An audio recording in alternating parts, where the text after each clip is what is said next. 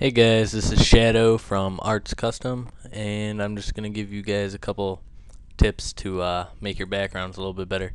So the first thing I'm going to show you is, I don't know if you can see it through the recording, but I've got all these like HD looking lines, like texture on the sides here. You can see it on the background that we have up right now. I use it on almost all of them. It's a really good effect and makes everything look a little bit more HD, and I'm going to show you how to do that. So I'm just going to delete what I have here. Alright, this is the template I'm going to be using. So if you want this one, you can download my graphics pack, which is, there's a video on our channel with a link to it. And yeah, it comes with, well, I'm not going to get into it, but it comes with this. So if you want this template that I use. Alright, so the first thing you want to do to make this this effect is go File, New, and you want the width at 2 and the height at 2, and the background color just white. Press OK. Alright, now you're gonna click on your zoom tool. You're just gonna zoom in on it until you can't zoom in anymore, and you're gonna make sure your color is on black, and go to your pencil tool, which is if you hold on the brush and then pencil.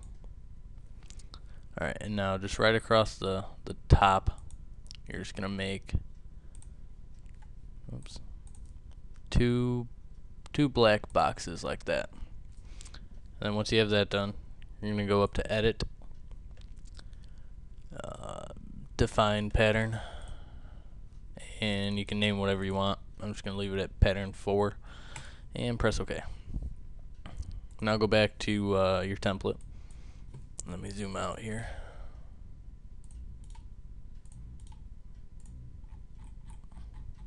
Alright, that'll work. Now you're going to want to go to your rectangle tool, which is right here.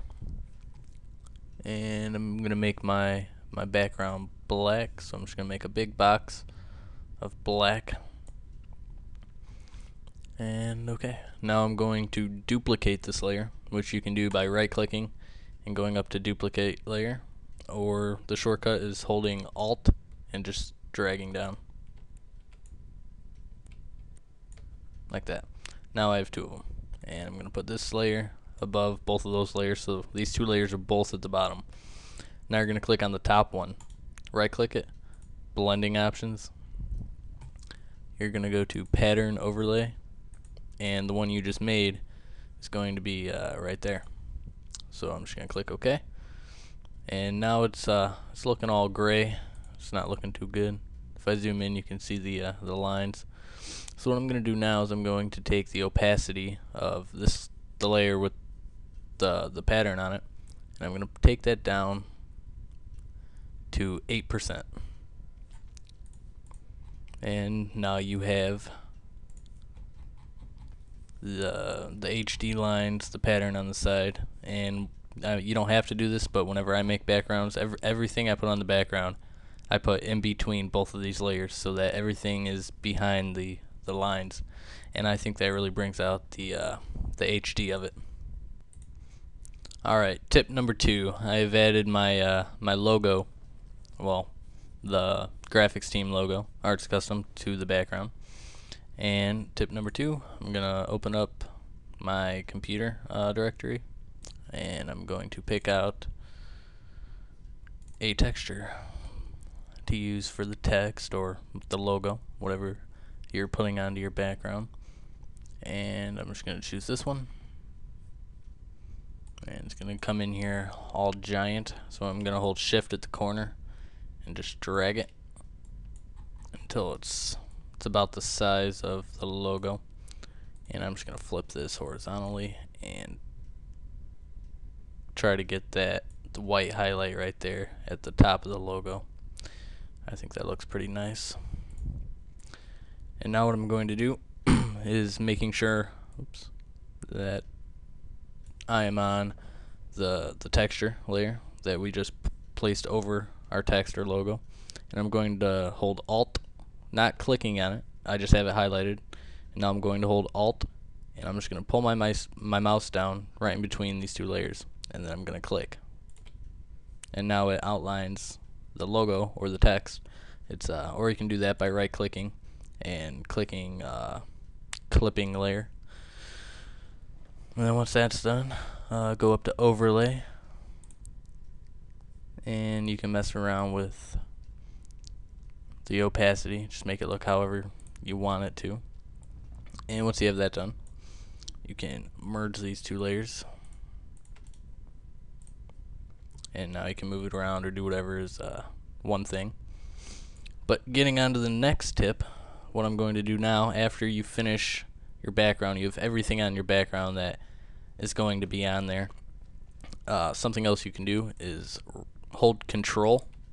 I am holding Control on my keyboard, and I'm just clicking each of these to highlight all of them. Do this to all the layers that you have on your background. Right click and merge visible right there at the bottom. Not merge layers, because then all your opacities and overlays and stuff get all messed up. You have to do merge visible, and now your whole background. That's why you do this after you're done, because it merges everything on your background into one layer. And then go up to adjustments and pick a color. I'm just going to do that.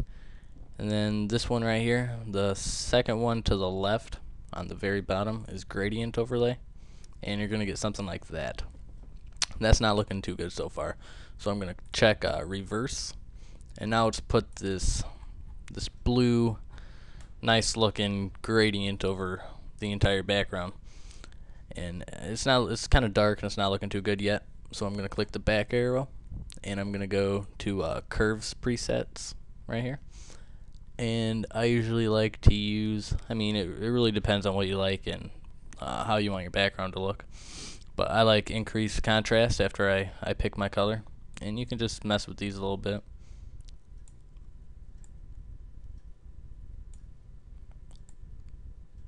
That'll work.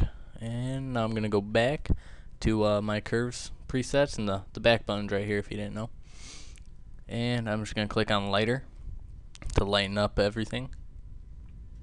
It's looking pretty good, and if you just drag this up, it just brings out the brightness however you like it.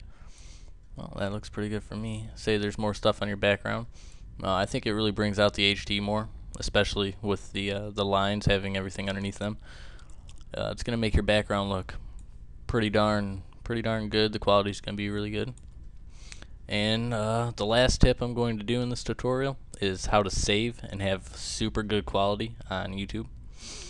You gotta go up to File, and you're gonna click Save for Web and Devices. And once this opens up, you're gonna want to use one of the PNGs. PNG 8 is a way smaller file size, which is it's good for YouTube, but the quality isn't always. I have no idea what. Oh, okay. Don't scroll down once you do that. Now it's all messed up. All right, I'm just gonna redo that. My bad. I don't know what I did. I did something. All right, there we go. What was I saying? PNG 8. It's still really good quality. It's a PNG, and the file size is really small. So I mean that's a good one to use. But you want to use PNG 24, and you're just gonna have to look at the file size. These are pretty big files, so it really just depends on how much stuff you have under your background. But anything less than 600K usually uploads to YouTube, and if it's anything more than that, I would use PNG 8. And then all you gotta do is click save, and save it wherever you want. Alright guys, well I hope my tips helped you, and have a nice day.